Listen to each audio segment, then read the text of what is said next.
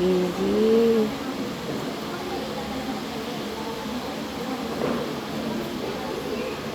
Ano improve niya, ma'am? Actually po, ma'am, sa math niya po, last grading po. Ay, oo, Yes po. Okay naman po yung iba, ma'am. Yung sa math niya lang po siguro na doon po siya nagkamali sa series of operations po, ma'am. Yes po. Ano yun na ano part? Sa math po nila, ma'am, wherein dalawa pong operations. Addition and then subtraction po. I-solve po yun nila. Landas? Po, parang ganun po. Yes po.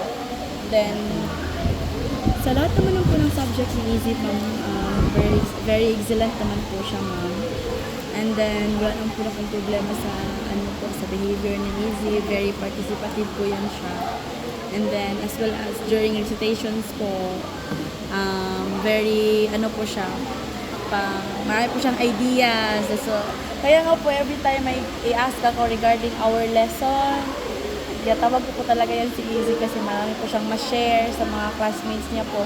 Ay, regarding po pala doon sa mali po ng spelling ng name niya, pakidala na lang po ako tomorrow, ma'am, kasi meron pong ipalitan ko na lang po yun ng bago. Nag-request na po ako kay Sir Elmer. In-approve naman po. Yes po. Ano siya sa school ay sir, ma'am? Rank? Sa rank po, top 1 po siya. Okay. Yes po. Wala daw nyo